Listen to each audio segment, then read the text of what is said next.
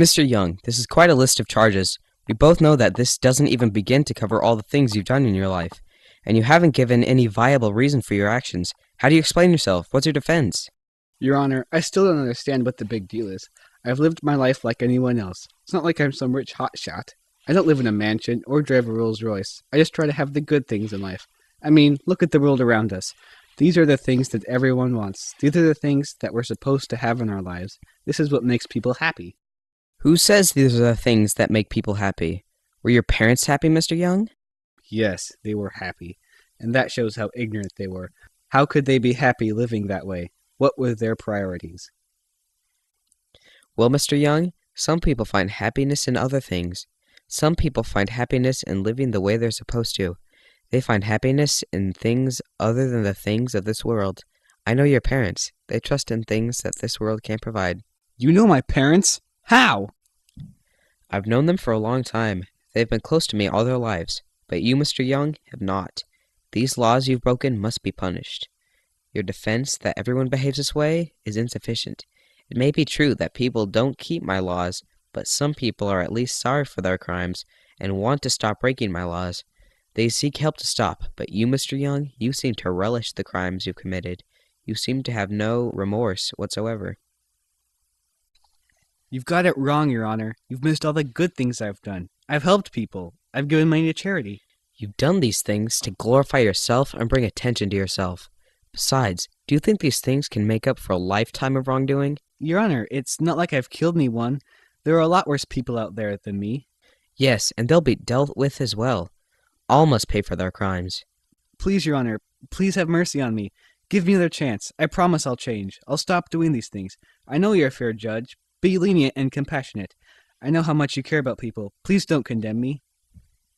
Will this work? I've heard this is a fair and merciful judge. Maybe this guy will get off.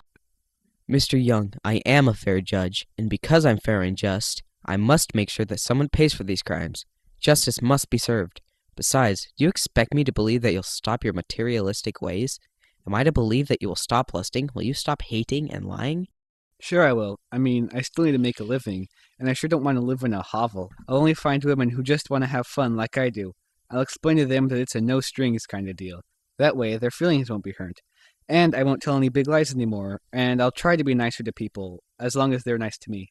Mr. Young, you have no remorse whatsoever. You simply don't want to suffer the consequences of your crimes. You have no desire at all to turn away from these things that you do. You still love your sins more than you love God.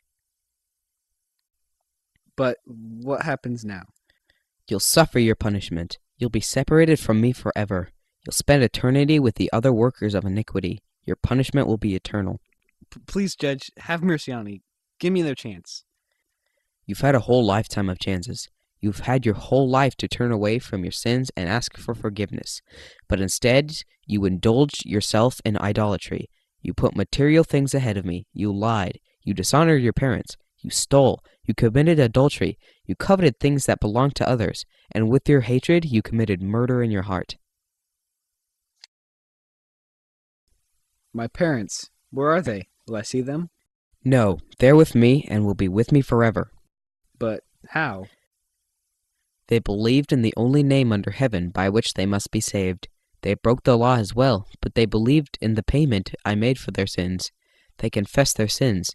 They asked for help to turn away from their sins, not to avoid the consequences, not to earn their release, but because they understood the terrible price that I paid to rescue them from their punishment that you now face.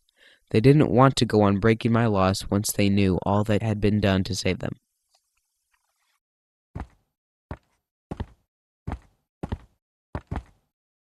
Mr. Young finally understood what had been going on.